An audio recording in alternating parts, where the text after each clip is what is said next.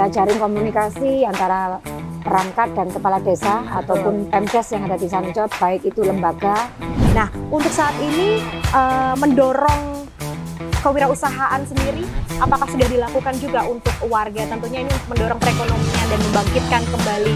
Bolehlah warga menyampaikan aspirasi, bolehlah warga menyampaikan kritikan untuk kami, tapi tolong memberikan solusi. UMKM maju, ekonominya pun juga maju. Sama Bunda, Sananrejo hebat.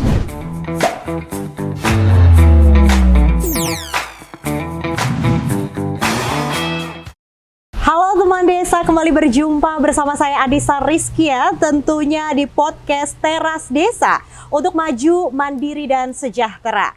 Gimana kabar Anda hari ini? Semoga selalu sehat dan juga semangat tentunya. Dan episode kali ini saya akan membahas mengenai program P3PD, program penguatan pemerintahan dan pembangunan desa. Nah, untuk episode kali ini Nisa akan ditemani oleh narasumber yang sama dengan episode sebelumnya. Ada yang bisa tebak siapa kira-kira? Beliau adalah Ibu Cantik, seorang kades. Saya panggilnya Ibu atau Mbak karena masih terlihat energik dan masih muda begitu ya. Ini dia ada Mbak Erna Yustining AMD selaku Kepala Desa Sanganrejo Kabupaten Malang, Provinsi Jawa Timur. Selamat sore. Selamat sore Mbak Nisa, ketemu Sehat? lagi kita. Iya. Alhamdulillah, sehat, semangat. Semangat selalu ya, luar biasa. Tentunya pada sore hari ini kita akan membahas banyak sekali ya program-program dari Desa Sanganrejo, Kabupaten Malang, Provinsi Jawa Timur. Yang kemarin sudah kita bahas adalah mengenai kemajuan desa yang sangat pesat. 2 periode Ibu memimpin selaku Kepala Desa. Banyak sekali concern yang Ibu lakukan begitu ya, termasuk pemberdayaan wanita di situ. Nah, saat ini kapasitas dari aparatur desa sendiri, peran Ibu selaku Kepala Desa untuk meningkatkan aparatur desa menghadapi perubahan sosial, ekonomi, dan perubahan kebijakan pemerintah yang dilakukan. Alhamdulillah ketemu lagi Mbak Nisa untuk yang kedua, season kedua. Kami di pemerintah desa sudah saya sampaikan awal bahwa kami di Pemdes adalah satu keluarga.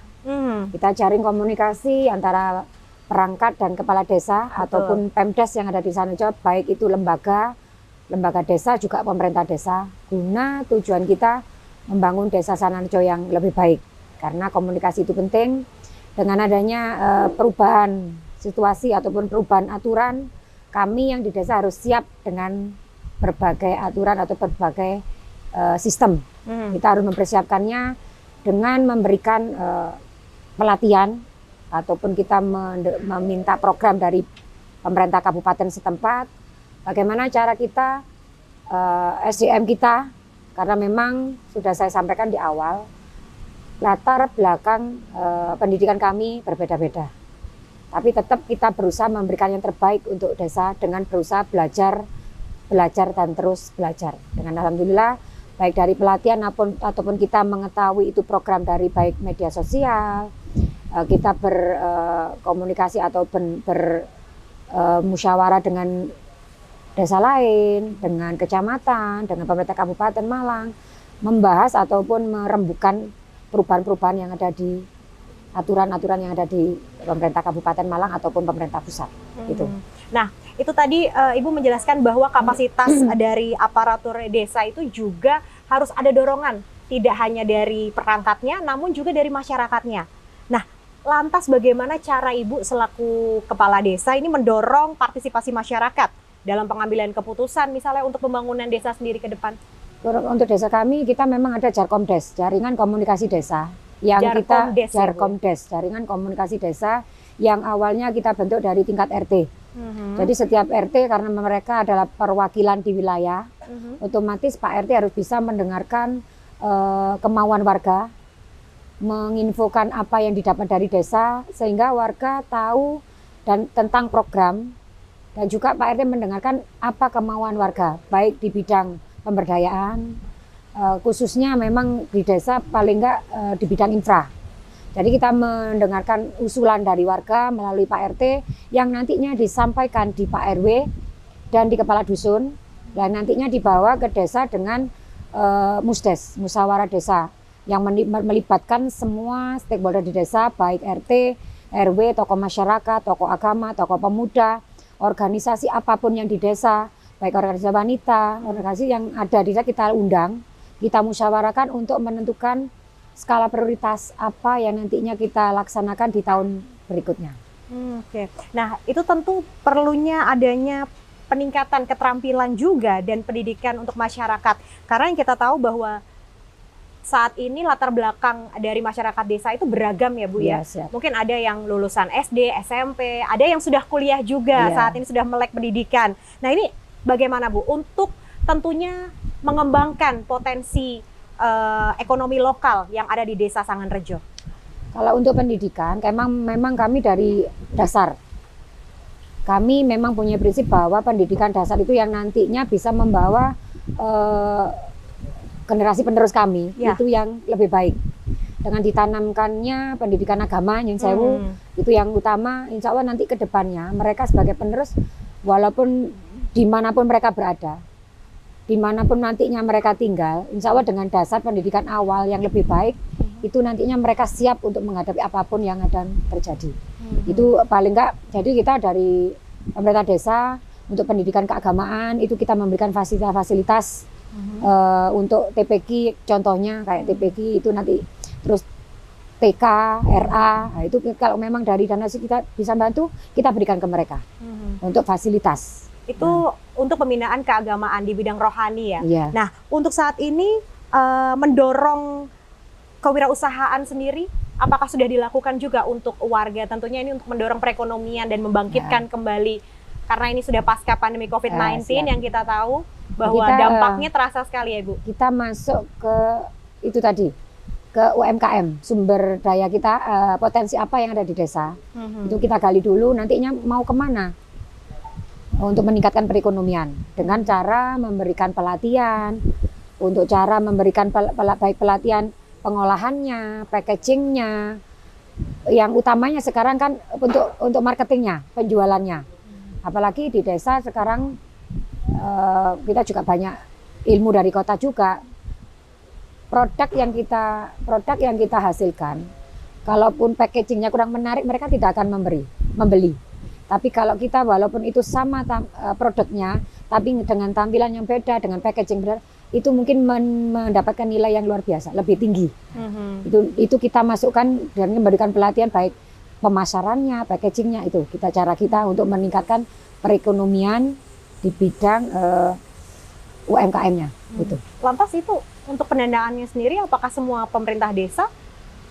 Kalau kemarin kalau memang masuk APBDes, ya kita danai dari dana desa. Tapi kalaupun dari pemerintah kabupaten ada, dari dinas terkait, ya kita berusaha mencari. Berarti melibatkan stakeholder dari luar juga ya? Iya. Nah, untuk inovasi Ibu nih, untuk keterbukaan keuangan desa, kita ada APBDes yang terpampang. Semua kita transparan di desa, kita pakai baliho. Jadi di setiap kerumunan ataupun di setiap tempat berkumpulnya massa, itu ada baliho besar yang kita pampangkan APBDes kita 1 tahun ini, apa saja yang kita keluarkan. Nah itu beberapa bidang. Walaupun itu APBDes kan tidak sesuai dengan nanti realnya. Paling nggak itu APBD awal, nanti realnya kan ada. Di tempat-tempat tertentu ada, oh ini loh. Dengan kita anggaran yang kita ajukan berapa, ternyata realisasinya berapa, itu kita pampangkan. Jadi masyarakat tahu apa yang kita lakukan, pengeluaran ataupun dana yang kita gunakan, mereka harus tahu. Berarti transparansi ini memang sudah dari awal Ibu menjabat, semua sampaikan. Warga pun juga bisa menyaksikan atau melihat secara langsung ya realitasnya seperti apa ya. Dan kita libatkan juga masyarakat di pembangunan infra. Karena memang di desa itu kebanyakan infra dan pemberdayaan. Jadi mereka harus terlibat di wilayah. Masyarakat paling nggak harus mengawasi, dan saya sampaikan bahwa setiap infra yang kita bangun dari dana desa itu ada uang panjenengan. Jadi panjenengan harus ikut mengawasi dan merawat. Jadi kita tidak hanya membangun setelah itu sudah. Tetap kita sampaikan, kalau sudah diberikan dari Pemdes, yang dari dana pemerintah pusat, sampean harus bisa merawat ini, supaya apa yang diberikan pemerintah tetap bisa bermanfaat untuk masyarakat yang ada di Desa Sanganrejo. Nah, Ibu Erna, untuk peningkatan pendapatan ekonomi desa, usaha yang sudah dilakukan Ibu selaku Kades? Kami yang di BUMDesnya, alhamdulillah BUMDes ada bergerak di 3 unit untuk sementara ini, simpan pinjam, toko, juga kerjasama dengan bank terkait yang ada di kecamatan, laku pandai ataupun simpan pinjam yang lainnya untuk penambahan modal. Alhamdulillah dengan dana seperti itu semua bisa berjalan. Dan tentunya ini juga bisa menjadi menciptakan peluang kerja juga ya bagi masyarakat sekitar ya. Dengan adanya BUMDes dengan simpan pinjam ini, karena kami memang di desa kadang kesulitan untuk permodalan. Kemauan tinggi, pangsar ada, cuma modalnya kita dari mana? Betul. Saya untuk menghindari dari bank yang tidak bertanggung jawab, yang nantinya menjerumuskan warga, otomatis saya himbau warga, ayolah kita BUMDes Badan Usaha Milik Desa adalah milik panjenengan. Ayo dibesarkan bersama-sama, kita jaga dan kita kembangkan. Dan itu masuk juga ke masyarakat. Nah, pengembangan tidak hanya dari segi ekonomi saja, namun juga infrastruktur saat ini seperti listrik, kemudian air bersih, akses jalan dan transportasi di desa saat ini? Kalau untuk listrik tidak menutup kemungkinan semua warga menggunakan listrik. Cuma dari awal memang untuk dayanya saja. Bedanya enggak. Kalau memang warga yang tidak mampu dayanya dikit. Ada yang ke atasnya lagi, itu kan memberikan sosialisasi. Kalau memang warga yang sudah mampu, ayolah kita memakai daya yang lebih tinggi. Dan kalaupun ada warga yang tidak mampu, kita bantu untuk menaikkan daya. Itu yang di listrik. Kalaupun yang di air, di tahun 2001 atau 2020 kita ada bantuan Wislik, IPAM, itu untuk warga yang tidak mampu. Dan alhamdulillah bantuan tersebut kita bangun dan ada PAM yang masuk ke rumah warga, terutama yang warga yang tidak mampu, hampir 500 atau 480 warga yang memakai air itu. Yang per bulannya mereka dibebani hanya untuk iuran partisipasi saja, yang tidak memberatkan, sekitar 5.000 sampai 10.000 per bulannya. Untuk akses jalannya Bu, dan transportasi saat ini? Kalau untuk akses jalannya, alhamdulillah Sanarejo sendiri semuanya tercover, semuanya sudah bisa dilewati oleh baik kendaraan roda 2 ataupun roda 4, ya tidak menyulitkan lah. Siap dikunjungi ya berarti ya untuk wisatawan domestik maupun mancanegara ya. Karena ada potensi wisata unggulannya adalah Masjid Biharu Bahri. Itu adalah masjid terbesar yang ada di Jawa Timur. Di Jawa Timur. Bahkan mungkin merupakan kebanggaan Indonesia juga. Karena pengunjung tidak hanya turis lokal, tapi juga sampai luar negeri yang kunjungannya ke Biharu Bahri. Walaupun kita tahu bahwa Masjid Biharu Bahri adalah milik keluarga, yang Pemda sendiri juga tidak bisa masuk ke situ, tapi kita bisa memanfaatkannya di luar area wisata dengan adanya kita bentuk kelompok pedagang. Ada kita membentuk kelompok parkir. Nah, itu sangat membantu ekonomi warga yang di Desa Sanarejo. Walaupun awalnya kita tahu mereka kebanyakan dari luar daerah untuk produk apapun yang dijual. Tapi kami saya berusaha dengan warga, kalaupun kita bisa membuat dan membuat, kenapa kita tidak membuat produk itu sendiri dari desa? Sehingga perekonomian tetap berjalan, warga juga ekonominya meningkat. Untuk pariwisatanya tetap berjalan. UMKM maju, ekonominya pun juga maju. Luar biasa sekali. Nah, untuk mengembangkan jaringan kerjasama ini antara masyarakat desa dengan pemerintah nih, dan lembaga non pemerintah mungkin. Iya. Untuk mendukung pengembangan ekonomi desa ini yang dilakukan? Kemarin itu Jarkomdes itu. Nah, selain Jarkomdes ada kita membuat, kalau sekarang memang ada semua sih. Kita ada WhatsApp seluruh warga Desa Sanarejo, per rumah ada satu nomor WhatsApp yang kita jadikan satu. Dan disitulah tempat mereka menyampaikan aspirasinya dari situ. Kritikan, saran. Sudah saya sampaikan dari awal, ngeritik boleh asal memberikan solusi. Itu guyonan saya di setiap kita ketemu dengan masyarakat banyak. Bolehlah warga menyampaikan aspirasi. Bolehlah warga menyampaikan kritikan untuk kami, tapi tolonglah memberikan solusi. Karena kita tidak boleh menyalahkan satu sama lain tanpa memberikan solusi. Itu. Betul.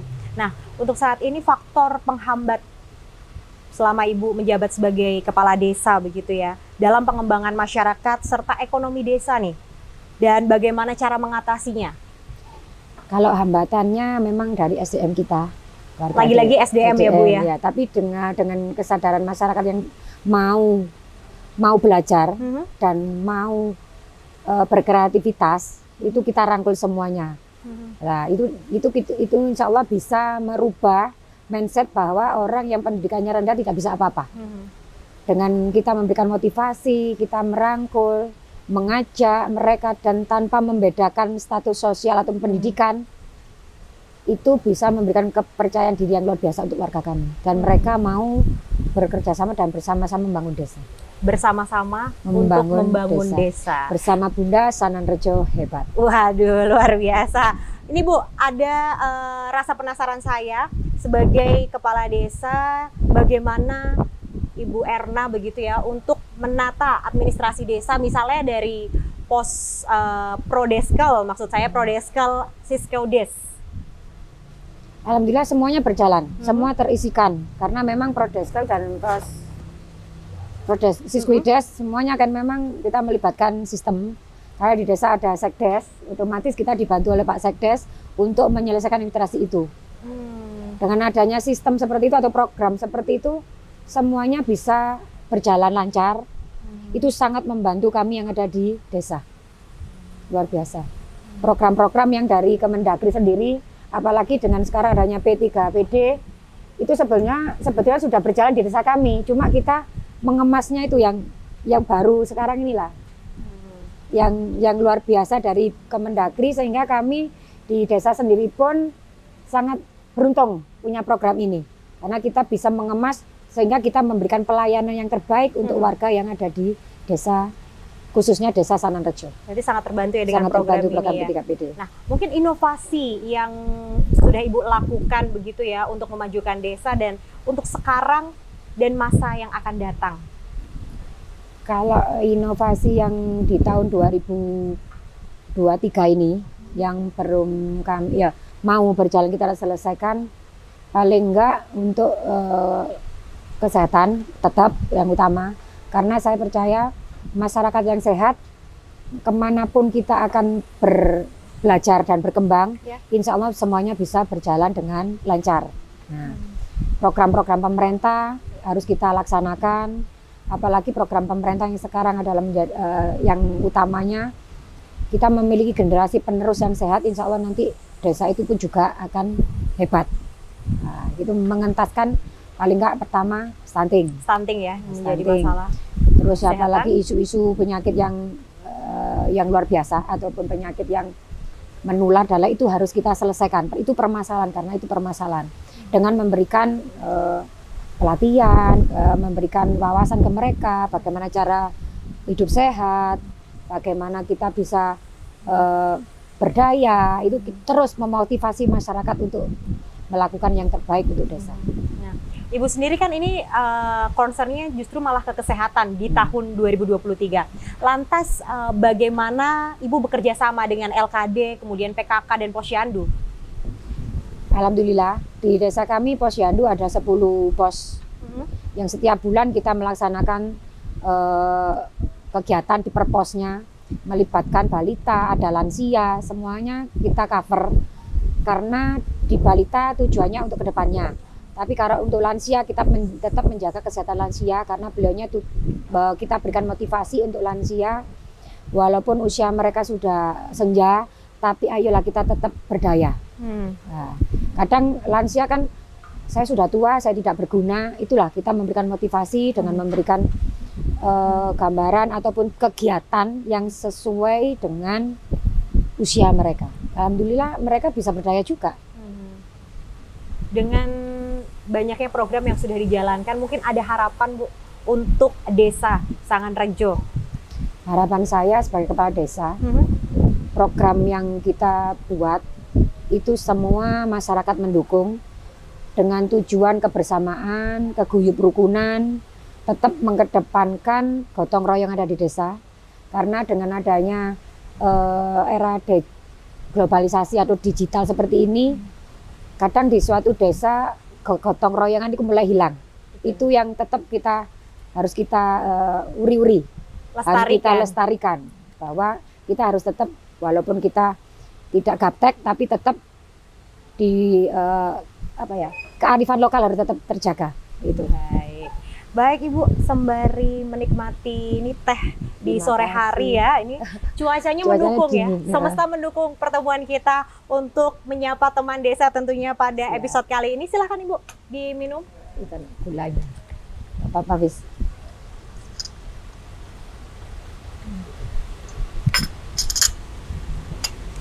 Mudah-mudahan prestasi ke depan makin banyak ya Bu ya di Desa Sanganrejo. Baik dari masyarakat, dari pemerintah Kabupaten Malang, dari pemerintah provinsi, juga dari pemerintah pusat mendukung program-program desa.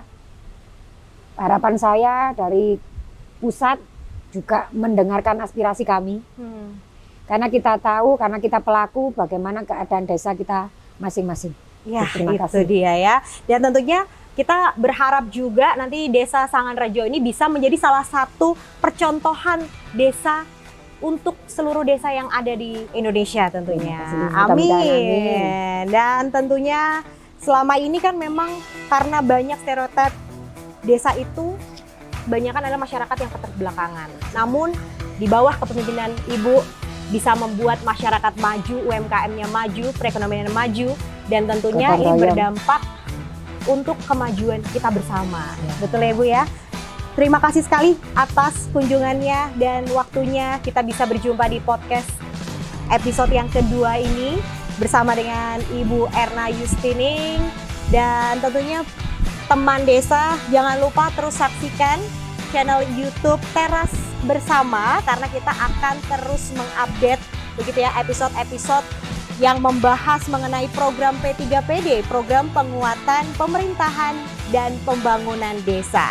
Dengan tema membuat maju desa, maju, mandiri, dan sejahtera. Saya Anissa Rizkia dan segenap kru yang bertugas pamit undur diri. Terima kasih atas kebersamaan Anda. Sampai jumpa.